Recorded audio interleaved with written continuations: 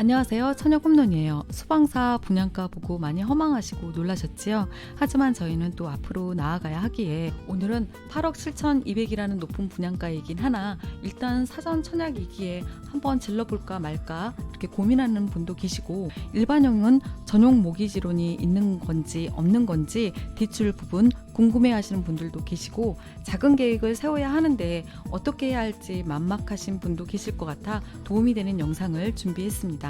분양을 받기 위해서는 나의 자금이 얼마가 있어야 하고 내가 얼마만큼 대출을 받아야 하는지가 중요하잖아요. 국토교통부에서 발표한 공공주택 50만호 공급계획에서 대출 부분은 나눔형과 선택형은 전용 모기지를 이용해서 최대 5억까지 지원을 한다고 합니다. 수방사는 일반형인데 어떻게 나왔을까요? 전용 모기지론을 만들어 대출을 해주는 것이 아니고 정책자금, 디딤돌 지원을 확대하겠다는 내용입니다. 그런데 아시잖아요. 현재 디딤돌 대출은 주택 가격이 최대 6억 이하만 대출이 가능하기 때문에 수방사는 8억을 넘어서 디딤돌 대출 불가능합니다. 입주자 모집 공고문에도 주택도시기금 관련 규정에 따라 처리되오니 유의하시기 바랍니다 라고 써져 있는데, 정말 그러면 어떻게 하라는 거야? 막 제가 화가 났는데요. 국토교통부에서 제시한 대출 계획과는 모순이 된다라고 얘기하고 싶습니다. 결국엔 지금 현재로서는 답이 없다. 즉, 현재 시점에서 저희가 세울 수 있는 가장 합리적인 대출 계획은 시중은행 1금융권에서 대출을 실행해야 한다는 거죠. 가장 큰 단점은 금리가 높습니다. 수방사를 담보로 금융권 대출을 이용할 경우 LTV는 70%, DTI는 60%, DSR은 40%가 적용이 됩니다. LTV 같은 경우 입주 시점의 시세가격 70%까지 해줍니다. 동작구 수방사 인근 가격 13억으로만 계산해도 대출 한도는 크게 문제가 없습니다. 그러나 시중은행은 DSR 40%에서 많이 걸리니 이런 계산 앱 이용해서 한번 소득과 다른 대출 받은 거 있으면 넣어봐서 내가 얼마까지 대출이 가능한지 알아보셨으면 합니다. 자, 그러면 여러분들이 동작구 수방사를 내 집으로 갖기 위해서는 얼마의 돈이 필요할까요?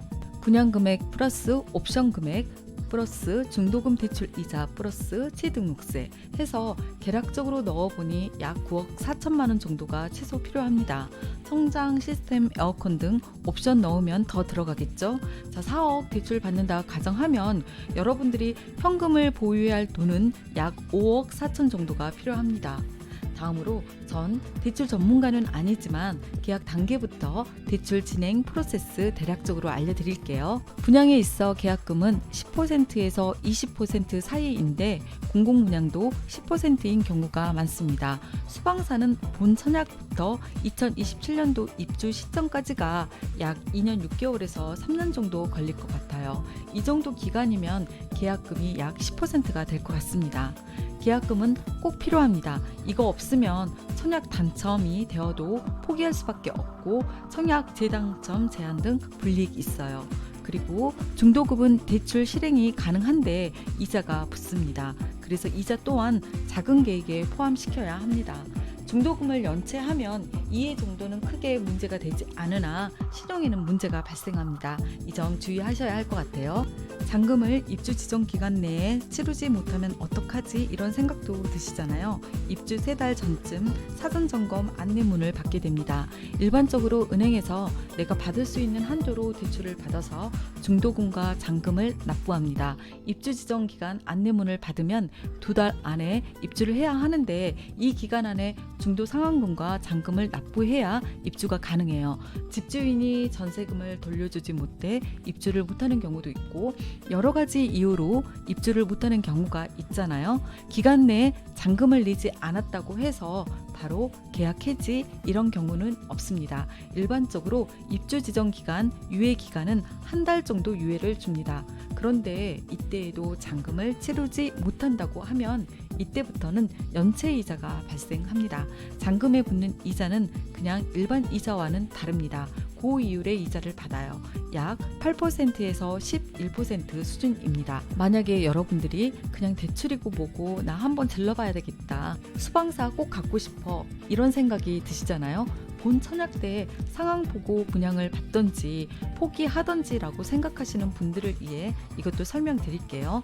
당첨되고 나서 당첨자 지위를 포기하면 6개월 동안 공공주택 사전 청약만 청약 신청이 안 됩니다. 민영주택 사전 청약은 가능하고 공공이든 민영이든 본 청약은 가능합니다.